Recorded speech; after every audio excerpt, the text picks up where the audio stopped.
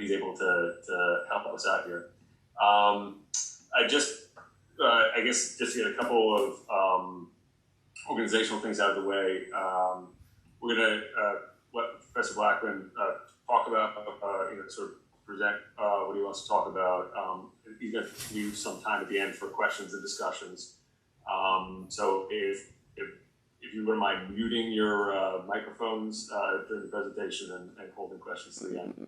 Other organizational item, I will be applying for Vermont CLE for this. So to the extent, yes, well, and this is a valuable CLE because this is live because there is question and answer. So I guess if and when I should say, to the extent they announce it, but when I get sort of the approval, I'll let everyone know who RSVP'd. So if you haven't sent me if you're on here now, and I don't think anyone's on here now that hasn't sent me an email, but if you haven't sent me an email and joined, and you know somebody's going to join, like your daughter or Deb, just shoot me an email. That way I'll be sure to kind of keep track of attendance. And as far as the timing, I think we need to go at least 50 minutes. I think the 50-minute is an hour kind of rule for COE credit. So I think that's the answer there. Just a brief introduction of Professor Blackman. Professor Blackman is a associate professor at South Texas College of Law in Houston. He teaches, I guess, his specialty is constitutional law. And we were just talking about before everyone joined here. If you need a refresher on con law, his lectures are on YouTube, which is very cool. And he won't call on you via YouTube, but I can't guarantee you that. I make no promises. Yeah, that's right. He's the author of several books, and I actually saw recently, this is a book on Amazon that I noticed looking around, the 100 Supreme Court cases everyone should know about. And there you go, perfect, plug the book, yes. I'm ready. It's one of those books where as a member of the bar you buy, you think you should know what's 100 cases everyone knows about, but I think if you put a gun to my head and asked me to write down 100 Supreme Court cases, it's been so long since law school, I don't think I can get to all 100. Professor Blackman was selected by Forbes magazine for 30 under 30 in law and policy. He's testified before the House Judiciary Committee on executive action, constitutionality of executive action, and immigration and healthcare. He's an academic scholar at Cato Institute, the founder of the Harlan Institute, which sounds like the coolest thing in the world, which, and I'm sure, not describing it correctly, but I think, as I understand it, this is almost presenting a law school type education, presumably digestible snippets to high school students, introducing high school students to the way lawyers are educated, or at least the legal field, which sounds like God's work. It sounds like, and it also sounds like a lot of fun.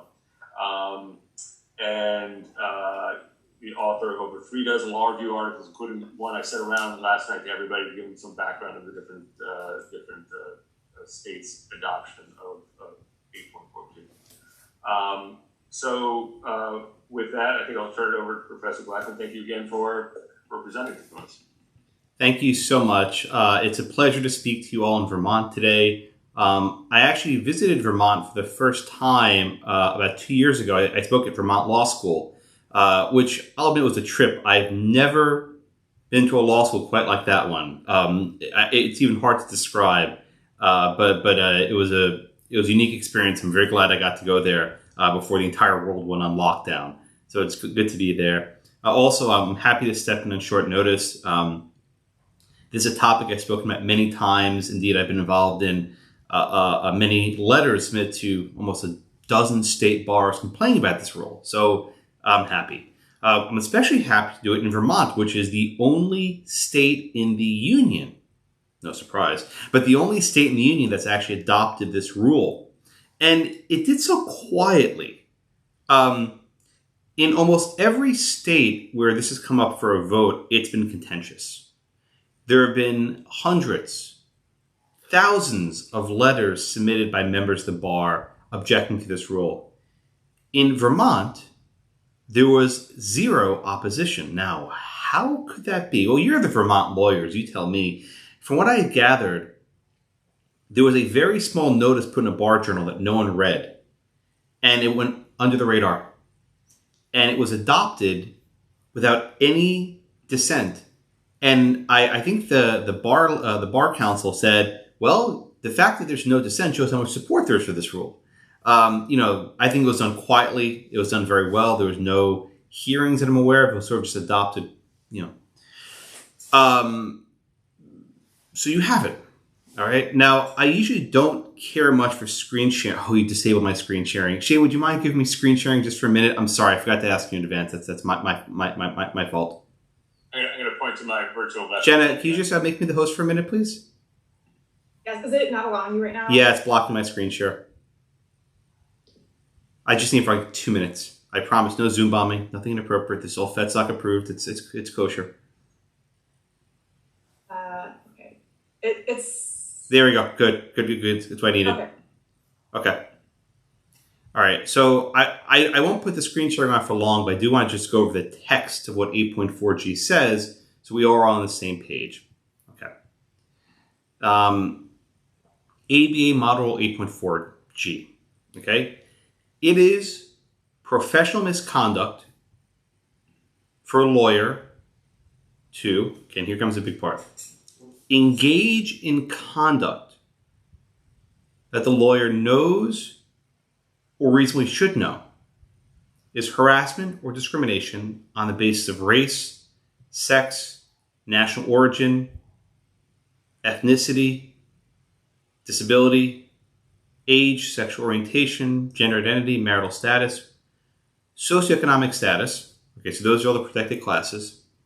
And here comes a key phrase: in conduct related to the practice of law.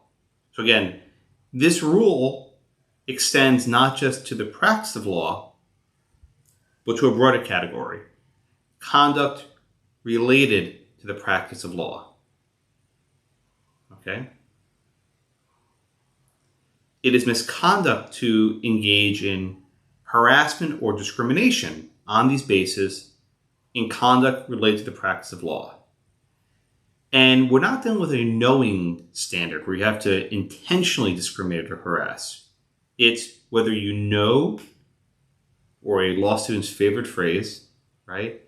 Reasonably should know, right? Reasonably should know. Those are the very important phrases.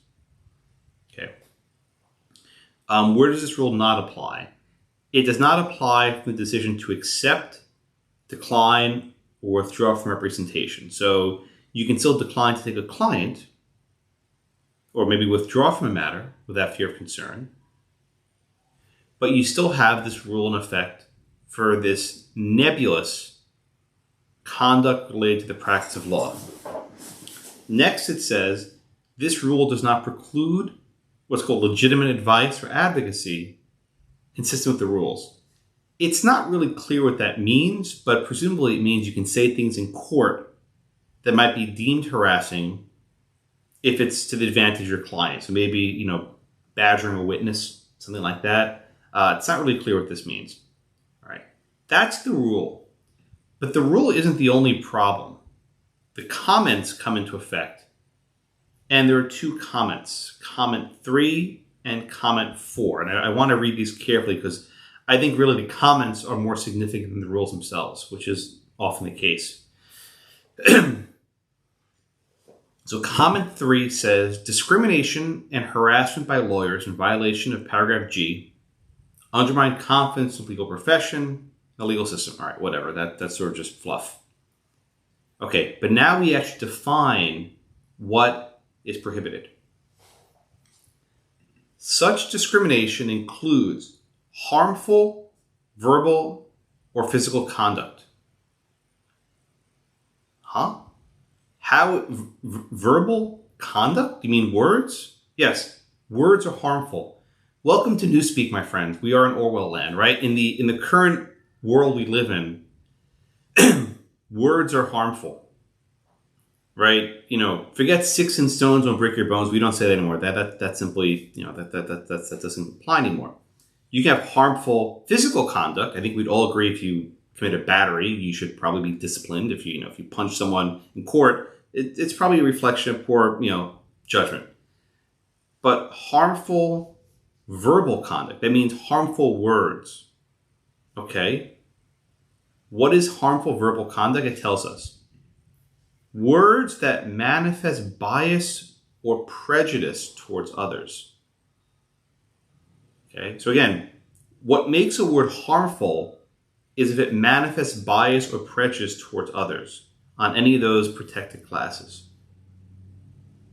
Okay, now that's discrimination. Bias and prejudice has a fairly well established definition in discrimination law. So I think we can sort of get at what bias and prejudice means. All right, the next sentence says harassment. All right, this is a term that's much more poorly defined. Sexual harassment, we can get a sense of what that is, right? The courts have been litigating sexual harassment cases for decades, right? We know what sexual harassment means. But harassment is not limited to sexual harassment. It includes also derogatory or demeaning conduct, and that can be verbal or physical. So again, this rule prohibits demeaning verbal conduct. Demeaning verbal conduct. What on earth does that mean? Harmful words. Right? Again, we're back to just what are harmful words, right? If I demean you, what does that even mean? Okay, we'll come back to that a little bit later. I want to finish this comment. Okay. Sexual harassment includes unwelcome sexual advances, requests for sexual favors, and other unwelcome verbal or physical contact of a sexual nature. That one's more defined. Like there's a lot of case law on what sexual harassment is. And then it tells us the substantive laws of anti-discrimination and anti-harassment statutes and case law may, not must, may guide the application. So if I just read 8.4G comment 3, I know that there's case law discussing sexual harassment, there's case law discussing discrimination. We don't really have case law governing demeaning or derogatory speech, right? Usually speech codes don't exist, and we don't have that sort of case law. Okay, that's comment 3. Almost like the screen share, I promise. Comment 4 is where they define the scope of where this rule will apply. All right. Comment 4 says, conduct related to the practice of law includes representing clients. Okay, that sounds right. I think the bar has an interest in, regulating your interaction with clients. That seems real fair. Interacting with witnesses. Okay, that sounds something you do in court. Co-workers. So is that in your law firm practice, or is that in your management of your legal practice, or is this just, talking to guys at the water cooler? Court personnel. Okay, that seems reasonable. Lawyers. So anytime you interact with a lawyer, even if it's not during the course of a case, you're not subject to this rule. And others. Don't you love that one? And others. Who are others? Right? Anyone? Paralegals? Court reporters? Probably. What if you're engaging with, someone who does some sort of a janitorial work in your law firm, and you say something that might be demeaning. Then we get to the next level. Operating or managing a law practice. That seems quite broad, because much of what happens when you're managing a law practice is not actually practicing law, right? You're actually running a business. And the last part is where the biggest consternation has come from. Participating in bar association, business, or social activities in connection with the practice of law. This is a huge one. Anytime you go to a bar function in Vermont and you're sitting around a table, we don't actually see each other in person anymore, but in theory, remember the good old days, right? You would go to a bar dinner and you'd have an actual table with people seated 6 inches apart, not 6 feet apart. You remember those days? I remember those days. And you're seated at a table and you make a comment at the table that someone finds demeaning. And you should have known that comment would be demeaning. you may not be subject to a bar complaint. Or what if you are a CLE speaker, like myself? Now, thankfully, I'm not a member of the Vermont Bar, so they can't come after me, right? But you all are members, I presume, of the Vermont Bar.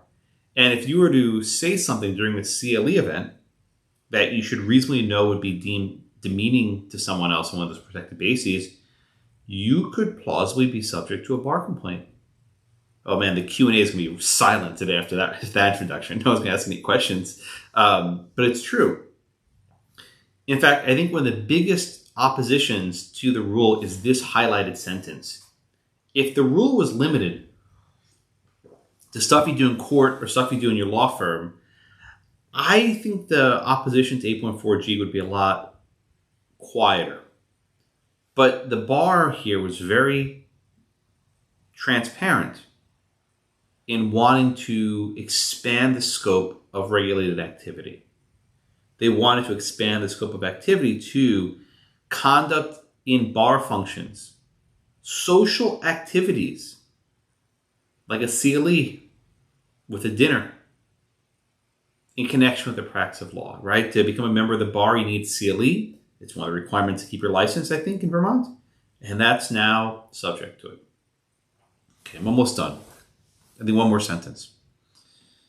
Now, the people who wrote this rule were well-meaning, right? Why do they add a restriction for social activities? I can tell you why. This is not a secret. There is a lot of improper conduct in our profession. I'm talking about sexual harassment. There was a lot of testimony before the ABA that female associates said they were being harassed by male attorneys.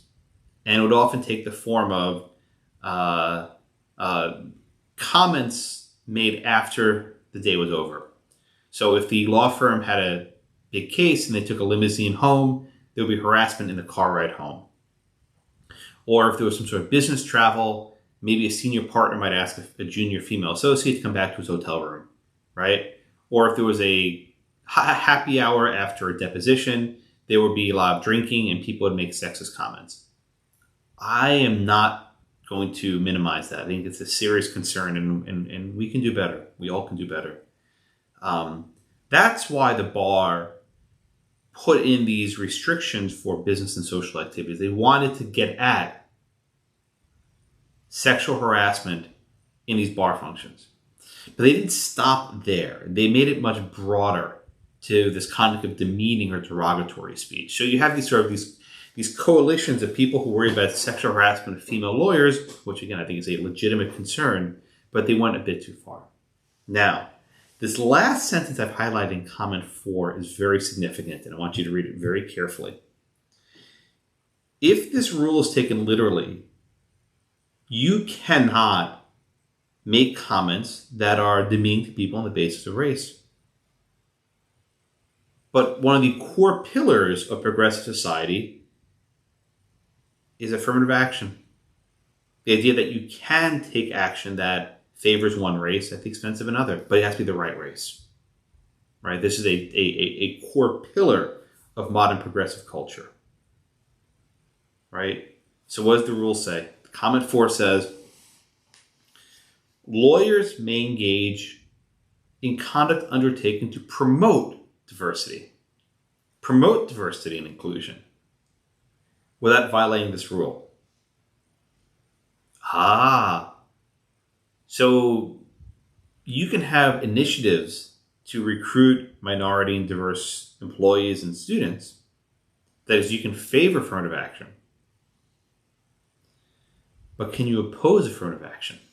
In other words, if I were to give a CLE where I said we need more diversity and inclusion measures, we need more affirmative action, I think I'd be okay. The rule would insulate my activity. If I were to give a presentation and say, I think affirmative action is unconstitutional, I think it's unfair to people to mismatch them, I think Justice Thomas is right, that government should not be in the business of racial balancing, I would likely be subject to a bar complaint. Throughout my entire presentation, I'm going to make some arguments which I think are good or bad. This is my best argument. This is a clear viewpoint discrimination. This one's easy, right? I can win this one in 5 seconds, right? It clearly takes a position. It takes a position that one side of the debate is permissible on diversity and inclusion, but the other side is not permissible. That fact alone renders this comment void. I don't quite know how severability works with a comment to an ethics rule. It's not like a clear-cut issue. I'm not sure if that kills the entire rule, but I tell you, it'd be a poison pill. If you struck out comment 4, or at least this sentence from comment 4, every law firm that has a diversity and inclusion program would now be subject to a bar complaint by some right-wing, rabble-rouser who wants to make a fuss. I think it would kill the entire rule. That's why this is like the linchpin. So, right here, clear-cut viewpoint discrimination. All right, let me turn to the screen share and then let me talk to you a little bit more. All right, so what's happened? Okay, what's happened? Even before 8.4G was created, states had anti-bias provisions, right? They had codes that prohibited certain types of discrimination, and it applied to the practice of law in court when representing a client. The biggest move of 8.4G was to sort of expand the scope of the rule to reach these social activities. Now, before we even get to the First Amendment, I want to just pause here for a minute and talk about the role of the bar. Does the bar have an interest in regulating the personal spheres of lawyers? In other words, where does the bar's authority stop? In most states, and I presume Vermont as well, the state Supreme Court basically authorizes the bar to make these rules, and usually the Supreme Court, sort of rubber stamps these things, right? How far can the bar intrude into your personal life? Let's say you want to give a career day presentation at your kid's Sunday school and talk about being a lawyer and how being a lawyer helps you promote the word of God and to practice your faith in your life. And someone might deem that to be harassing because you do work on, let's say, religious liberty litigation, which might not be in vogue today. Does a bar really have an interest in going after your private activity? Or should the bar be viewed as a way to regulate the legal profession? This rule, I think why it's engendered so much controversy, is creeping. It's using the coercive power of the state to creep beyond the actual practice of law and into our personal spheres. And once a person is subject to this rule, there's going to be a chilling effect, a distinct chilling effect that silences you, where you might say, you know what, it's not worth it to speak out on this issue because I don't want to get a bar complaint. It might be a frivolous bar complaint. It might have no merit, but this is still your license in the line. You'd have to defend it. It might take years. There might be an investigation. You might have to talk to a bar counsel. Maybe bar counsel wants to talk to your co-counsel, to members at your firm. Maybe they want to talk to your clients. That's a headache, right? I have tenure, right? They can't fire me. I can say whatever the hell I want, and I say whatever the hell I want. Sorry, Jenna, right? I say whatever I want all the time. But lawyers are not in that position because they are services. They provide services, and they can't go off and sort of stand on the mountain. If any of you actually want to challenge 8.4G, give me a call afterwards. I'm happy to talk to you. I know there are people who want to challenge this. But it's difficult because people don't want to ruffle feathers. And they don't want to put their neck out because then they're willing to, be sanctioned by their, colleagues and other people in the field. All right. So what's happened so far in the states? The state-by-state breakdown is a little bit complicated because the states sort of approach in different ways. But as of now, only one state has adopted 8.4G in its entirety, and that is the lovely state of Vermont. You guys are the first, and it was done very quietly. 3 states adopted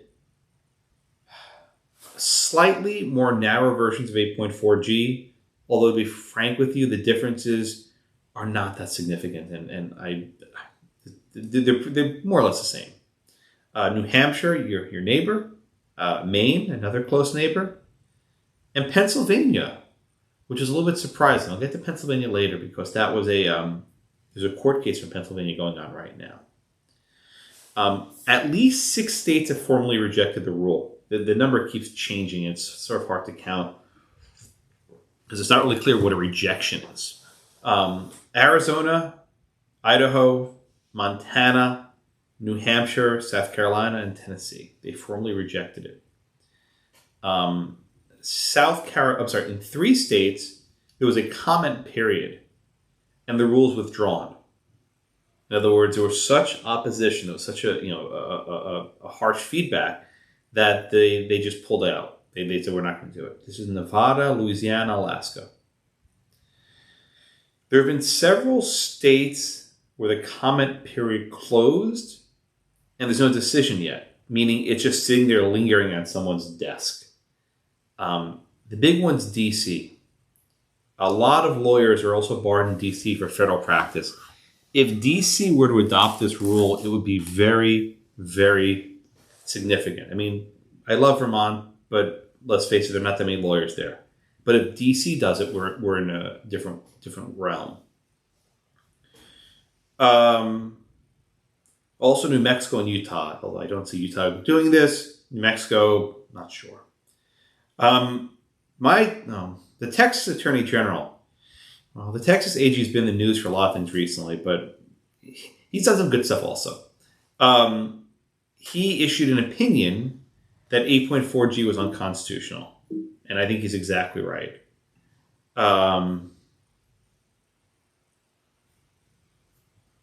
The Texas opinion, I think, was pretty influential. Yet still, the beloved Texas Bar, which I'm a member of, appointed a committee to study and make proposals about what to adopt. So Texas is going to, I know what they're going to do. This is not a surprise. I actually spoke at the last bar meeting, and I spoke against it. Look, you guys are wasting your time. You can get sued. Just don't do it. They're going to do it. That's what they do. They're going to waste my bar dues. That's how they want to spend their money. But they're going to take 8.4G and like Frankenstein it. They're going to like move things around and mix and match pieces and sort of just make this chimera that sort of resembles it and looks better. And they're going to just waste their time. It's not going to matter. All right. Now I want to talk about the constitutionality of 8.4G. And there are 2 primary lines of attack for 8.4G. Free speech and free exercise. The free exercise version, I have to admit, is a little bit more strained by itself. There's probably some category of speech in which people are actually engaging in their faith, that they're speaking about their faith at CLE events, might be like maybe a Christian Legal Society meeting. But I view these as speech cases, right? Even if you're bringing in free exercise, it's within the ambit of free speech, right? I think these are purely free speech cases. There are significant free speech problems with this rule. And there have been a number of recent SCOTUS cases. You don't have to name 100, but I'll give you 2 that are on point. One of the cases is called Mattal v. Tam, Matal v. Tam. And the second case is called Nifla versus Pacificera, Nifla, Nifla. It's the National Something Federation of Pro-Life Organizations. I can't remember the acronym. I always forget it. Mattal v. Tam involved a Asian American rock band called the Slants. Now, you might think the slants is a derogatory name, but this band actually thought it was empowering to use this sort of slur to describe Asian people as the name of their rock band. They applied for a trademark. I'm sorry, a copyright of their band name. And their application was rejected because there was a federal statute that said you can't have these sort of derogatory names as a registered name. The court declared that policy unconstitutional. The court said that the government is not in the business of defining what is offensive, and they can't exclude speech from government registries on the basis of being offensive, right? There's also some vagueness issues, right? What does it mean to be derogatory, right? What are you looking at? That was a pretty close to unanimous decision, but it was fragmented in the reasoning. And there's some dissension. And then, one of the dissenters was it wasn't dissenter, but one of the sort of not so majority members was Justice Sotomayor, who was worried about some of the other slurs. And she's thinking of some really egregious ones. For example, the Washington football team, which has changed its name in recent years, right? Are there going to be some sort of racist slurs that are beyond the scope, right? Can the government ban racial slurs, so-called hate speech? Just totally unrelated, just in the last couple of days, Governor Cuomo of New York, who apparently has had some free time in his hands, signed a bill that bans the sale of offensive hate symbols on government property. So if I want to sell some Civil War memorabilia that had a Confederate flag on it, I'm now not allowed to do that. That is not constitutional. The second precedent that I want to discuss is called Nifla versus Pacificera. Okay, this is a case that came from California. Everything comes from California, right? And California has these facilities known as crisis pregnancy centers. I don't want to get too much into detail because it's sort of people have different perceptions of what they do, but the long and short of it is these are facilities that cater to women who are pregnant, but the facility will not perform an abortion and they will not make referrals for abortions. They try to encourage the woman not to have an abortion. They will facilitate adoptions. They will provide ultrasounds. They'll do different things, but they will not give the abortion, and they will not refer or make recommendations. California didn't like these centers. They thought they were misleading. They thought they were engaging in fraud. And so they imposed certain laws that required these facilities to put up signs that says, abortions are available by the state at no cost. That's in California. And in some cases, they weren't doctors, but they were basically these people working these clinics. They had to make referrals to just tell them you can go somewhere else. The court declared these policies unconstitutional. And why is this decision important? It suggests that even speech of regulated entities, such as these quasi-medical professionals, can be subject to the First Amendment, right? There is this concept in Supreme Court case law of commercial speech that when you're engaging in some sort of business-related communication, the First Amendment does not apply like it usually would. And there are lots of cases involving lawyers. For example, lawyer advertising. You know this very well. A lawyer can't put any ad he wants. There are limits. There are limits on how you can advertise with your prices, right? There are things that you can't do. Now, those were a lot of cases from the 70s and 80s on commercial speech, but in the recent years, the Roberts Court has seemed to suggest that that doctrine is kind of dead. Dead.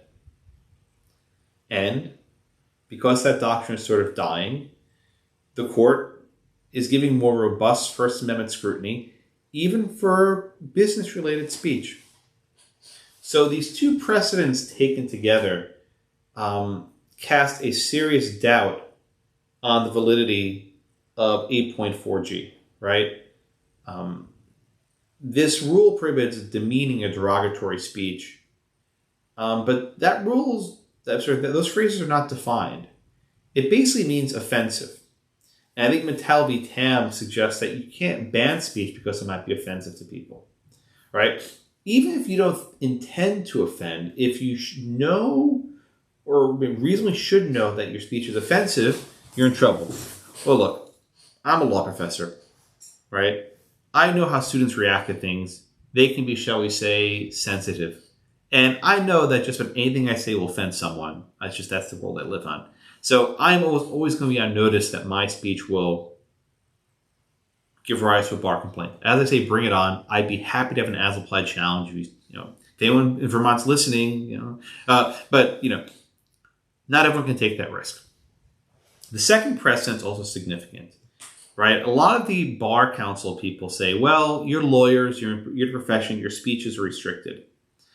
I think that argument works to an extent, right? If you're in court, okay, you're subject to regulation. I get it. If you're practicing law, you're doing a deposition, right? You're engaging in the legal practice. I think the bar has some interest. But here comes the big but. When you're at a social function, you're talking at a CLE, I think the state's interest is weaker, right? The state cannot shut you down when you're engaging in sort of ancillary, related speech. And that's where the rule, I think, goes too far. Now, how did the defenders of 8.4G defend this rule? They give a couple arguments, which I think they have merit. There are some people who are actually quite candid and say, you know what? We don't really care about the First Amendment because racism, right? Racism and sexism and misogyny and homophobia and whatever else is so prevalent that we need to enact this thing. It's the right thing to do. Even if the courts declare it unconstitutional, who cares? It'll have this interim effect for the next couple of years and we'll have this sort of chilling of speech and maybe we can get away with it, right? There are some people who actually candidly admit we don't really care what the Roberts Court thinks. This is bad. We're going to take a stand. Okay, I get that. I appreciate their candor. There are other people who actually say this rule is constitutional. It's valid. The American Bar Association recently released an opinion saying that this rule is valid. You want to know what's crazy? The rule did not cite Nifla versus Becerra, a Supreme Court decision from, I think, 3 or 4 years ago, a binding SCOTUS case. The American Bar Association didn't even see fit to cite it. Can you imagine if you had a law clerk, a first-year law student working in your firm, and you asked him to write a memo, and he ignored a binding SCOTUS case? You'd fire him, right? You'd fire him on the spot. Or if you were submitting a brief to a court, and you failed to even acknowledge a Supreme Court precedent, you'd be, I don't know if you'd be sanctioned. I'm not sure if the judges how strict they are, but you'd be admonished for that. The ABA, in their best effort to defend it, didn't even cite a leading Supreme Court case. Shameful. So, I think you have to acknowledge that the precedents are on the side of, or are on the opposite side of 8.4G. Now, there's a third category of defenders of this rule who I think give the most, compelling answer, which is, don't worry about it, right? The bar is overworked. They're understaffed. The bar does not have the means to go after Josh Blackman spouting off at a CLE event, right? The bar does not have the resources to shut down someone who made a joke at a table dinner for the bar association, right? That's not what we're trying to do. In other words, trust us. I love that one, right? Trust us. Just trust us. We'll be fine.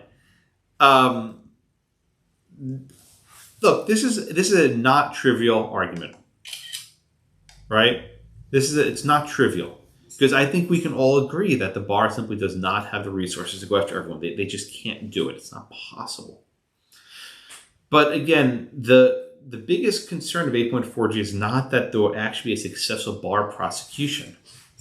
I think the biggest concern is the sort of chilling effect. If I know this rule's on the books for the foreseeable future, I am going to shut up and not speak, right? And that's the cost. When your law license is on the line, you're going to my effect sitting in the chair, right? You're just going to move back. You're gonna chill. You're gonna relax your speech, and that's where the sort of concern will arise from. All right. So now let's go on to the Pennsylvania litigation. Over the summer, a few months ago, Pennsylvania adopted a version of 8.4G. There are some changes. They're not that significant. There's some small changes. Pennsylvania actually had several comment periods where they considered different versions of the rule. As often is the case, they considered one version that was bad, a second version that was better, but the third version they went back to the first one, right? Because they thought it was too watered down. So they basically adopted the version that was worse, that they acknowledged had problems. That's how things work. A lawsuit was filed in Philadelphia. The case was brought by the Hamilton Lincoln Law Institute, which is a public interest law firm. My good friend Ted Frank was the founder. And they brought the lawsuit on behalf of a lawyer at FIRE. If you don't know what FIRE is, you should. It's the Foundation for Individual Rights and Education, FIRE. And one of the lawyers for FIRE is like me. He goes around speaking on controversial topics. He talks about Title IX and sexual harassment. And he said, I am afraid that if I go out and give my normal speech on these topics, I'll be subject to sanction. I'll be subject to discipline. And I think he's right. There was some question whether he had standing. The court found standing. I think that was probably right, that there was enough of a chilling effect to raise a challenge at this point. And he said he would have to self-censor his words. Okay? And about 2 weeks ago, so actually pretty recently, a federal district judge in Philadelphia declared 8.4G unconstitutional. Right? And the court basically said, we cannot simply trust the bar. Right? We can't simply threaten to trust them. There's a chilling of speech. The court acknowledged that the state has an interest in licensing attorneys and the administration of justice. But the state does not have an interest in regulating this type of speech. And the court focused on the social activity component, like CLEs and seminars. The court says, this rule does not seek to limit attorney speech only when in court, or when there's a pending case, or in their advertising, right? It regulates all aspects of a lawyer's speech. Pennsylvania argued that this is what might be called professional speech. That's not a thing. Some courts have recognized it, but SCOTUS rejected it. Right? Remember that case the ABA didn't even want to cite, Nifla versus Pacificera? That court said there's no category of protected speech. The court said the plain language of the rule prohibits words that manifest bias. Words. Demeaning nicknames. Attempted humor based on stereotypes. Right? Words. They intended to regulate words. Okay? And the court then began to say that this was a not narrowly tailored rule. That the state does have this interest in prohibiting specific types of conduct, they should define it. They can't use these very broad categories of speech. Right? Finally, the court went to viewpoint discrimination. Right? Racist speech is a viewpoint. You may not think of it that way, but it is. Right? When you say something that's racist, you're taking a view on an issue where one race is better than another. That's a viewpoint. Right?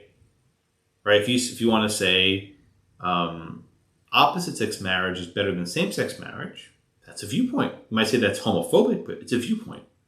Right? And the court says that the defendants, the government, has singled out a subset of messages for disfavored treatment. And this is like Mattel v. Tam, the Slans case. You cannot pick a side in a debate. Finally, the court said that we acknowledge that the government's acting here with good intentions. right? They've created a rule that's designed to eliminate some harsh words in the profession, but they've done it in an arbitrary fashion. And now government bureaucrats can decide what is bias and what is prejudice, leaving people in jeopardy. Pennsylvania has already announced they're going to appeal. I'm not surprised at that. But I think what's going to happen is they're probably going to lose on the Third Circuit. I would like to see a challenge in Vermont. If anyone's interested, drop me a line. Although the First Circuit's not perhaps... Oh, no, you're the Second Circuit. That's right. Second Circuit's decent. That's actually maybe feasible. I always forget that Vermont is in the other one. I always think it's all the New England states all together, but you're not. It's New York, Connecticut, and the other one, which is Vermont. So I think it's actually feasible, but as far as I know, there have not been any prosecutions brought into Draper 4G. I think the bar's probably terrified they're going to lose their case, so people are just happy to stay quiet. All right, I'm almost at the 50-minute mark. I'm going to pause here, and I welcome live questions, which is why we're here. And I'll make sure that the Vermont bar authorizes my CLE as I criticize them for doing so. All right, thank you so much, everyone. No, thank you very much, Professor Blackman. I think just by way, I guess, for everyone's maybe recollection, and you were talking about how this was adopted in Vermont. Typically, how these rules are adopted is the proposed rule comes around by email that no one reads with a summary with a couple of links, and sometime later the final rule comes around. And mechanically in Vermont, it's interesting in that at the time, and actually our bar council has an interesting blog post on his blog about this. At the time this rule was adopted, there was a separate committee, not the professional responsibility board of the bar, but the civil rule board had a responsibility for looking at any changes in the ABA model rule and saying, yeah, we're going to push this, or no, we're not going to. So it actually never ran through kind of mechanics of our professional responsibility structure here in Vermont, which is very, very interesting. Went around, and there wasn't a lot of controversy or questions about it. You think that was deliberate? No comment. Oh, you're so smart. See, this is why you're the practicing lawyer. I'm the law professor. Okay, fair enough. I won't put you on the spot. But I'm sure there'll be questions and comments here, so I guess I'll open it up. Please. I welcome questions from everyone. Thank you so much. Yes, I've got a situation that you might be interested in. But it comes from it actually comes from the other side. And that is, I asked the Vermont Bar Association to present to the bar members a resolution on the First Amendment. And it was pretty straightforward. It named 3 incidents in Vermont this year. Some people burned hundreds of newspapers because they didn't like an article. A school principal was fired because of something she wrote on Facebook. And the third one was when people started attacking peaceful demonstrators and supported the police. So I did the resolution. It was rejected. They decided not to present it to the Bar Association. And so what I did was ask my county bar to urge the Vermont Bar to present it to the bar members. And what they did in response was call me all kinds of names. They said I was a right-wing lunatic, that I was engaged in crazy rantings, that I should walk away from my keyboard, that I should go home and lie down. Now, I talked to a very liberal friend of mine who loves burning, and the first thing she said was, that's misogyny. I mean, and I got to thinking about it, and I don't think a 74-year-old male attorney would be called crazy. It's only, women who, so it was demeaning and derogatory. But if I file something under 4G, I can guarantee you the Professional Responsibility Board will not sanction those lawyers. So, because it's okay to be demeaning and derogatory to a conservative woman. What do you think? You're not the first person to have this idea. I've heard this before, that some right-wing rabble-rousers would try to hoist the liberal on their own petard, so to speak, and go on offense and file a bar complaint against someone for favoring or shutting down conservative speech on one of these bases. I am not giving advice, so I won't even try to. But I think, these bar councils need to understand the rule could be cut both ways. And when you give, let me take a step back. What this rule does is it weaponizes the bar complaint process, right? It allows people with grudges, I'm not saying you have a grudge, but it allows people with grievances to harass someone with these complaints. And because it's such a vague rule, you'd have to go through a process which would take years, and who knows what would come of it. So I will not opine on your case. I think what you said is, I appreciate what you said. But I suspect at some point, conservatives will say, all right, screw this. If I'm subject to this rule, so are you. And they'll just bring these complaints. And you're right. There's no way your county bar president will ever have this. If I ever told a student that she was crazy and she'd go lie down, I think I would get in a lot of trouble. I would never say that to someone. It probably crosses the line just from etiquette, but I'll leave it there. Thank you. Let me ask you a question, just sort of push. I don't mean to, if anyone else has a question, I don't want to monopolize this, but it just occurred to me as you were talking, and I'll do the professorial thing, which I'm not and could never be, but what are the limits to your position? Could there be any constraint on the conduct or the speech, I guess, of attorneys, judges, etc., if they're outside of the courtroom? Is it permissible for a code of conduct to prohibit judges from, engaging in a community in such a way that either undermines confidence in their judicial nature, the independence of their decision making, or their, something else that would make the public feel less confident in the legal system?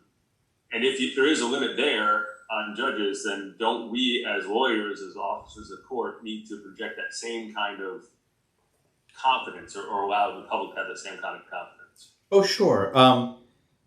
And you ask a good question about judges. I think judges are very different.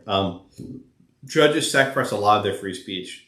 They can't make political donations, or maybe in Vermont they can, but in most states they have restrictions on their donations. They can't engage in speech that might reflect a conflict of interest, right? Judges are supposed to be neutral. Lawyers don't have to be, right? Lawyers are allowed to take sides. In fact, they're required to take sides on an issue. Lawyers are allowed to make political contributions. Lawyers are allowed to speak out on issues of public concern. So I do think there will be a different standard that will apply for both attorneys and judges. But let me just take your question on its face and not fight it. I think the state's interest in regulating an attorney is strongest when they're within the core of what a bar exists for, right? In most states, the state Supreme Court charters the bar to regulate the legal practice, the legal profession.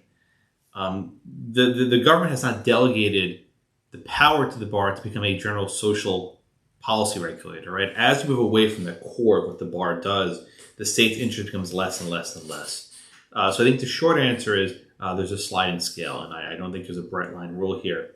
But when you're moving on to social functions and speech of social functions, in my mind, that moves too far away that you have to bring some First Amendment scrutiny in that area.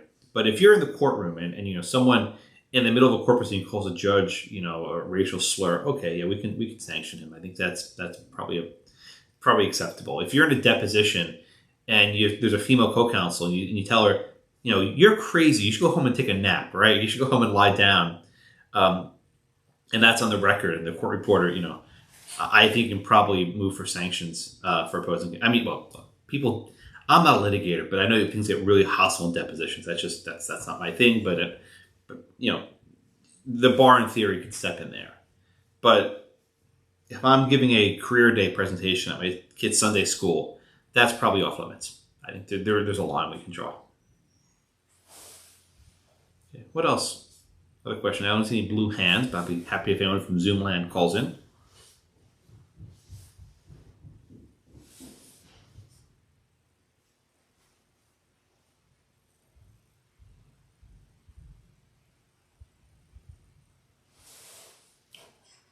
Well, I would tell you just, and I realize you addressed this, but one of the, although not theoretically great defenses, this is that no one will be raked over the coals over it because it's so vague, and the bar probably is fearful of it. In Vermont, we had a predecessor rule, right? We didn't have 8.4G wasn't tacked on the back of our 8.4 rule. We had a predecessor rule that prohibited discrimination in the conduct of, I forget exactly what it says. It had to do with when such actions are prejudicial to the administration of justice. Right. Yeah. And that's a standard that seems precise, but it's really not. It's actually even more vague. So in some regards, the older rules are even worse. So should we be glad we adopted 8.4G, I guess? In the absence of the comments, right? If they had just adopted 8.4G without the comments, I would not be nearly as upset. But the combination of this phrase demeaning verbal conduct and social activities, those two things I think pushes too far, right? The prejudicial to the administration of justice, who the hell knows what that means, right? But that at least suggests that there's some legal proceeding of some sort, right? A bar function is not really the administration of justice. So I think in some regards it's more broad, in some regards it's more narrow. Oh, and I know we just have a few seconds left, but one thing you mentioned in your law review article that piqued my interest is just the concept that Vermont may have actually broadened 8.4G by virtue of its withdrawal. It's referenced in the commentary to the withdrawal of the 1.16 rules. Am I making that up?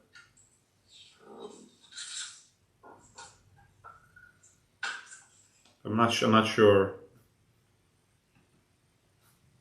Yeah, I may be confusing this phrase here. So I'm not coming to mind. I'm sorry. Okay. No, that's no problem. Okay. Are there any other questions from Zoomland?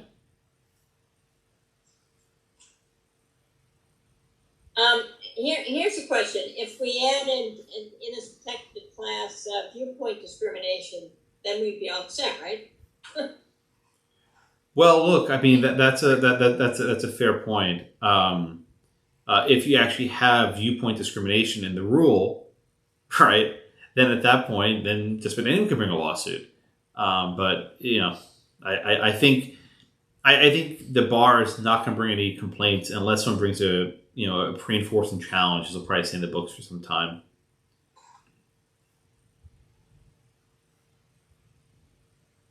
Well, great. I think that's. I think we're out of time.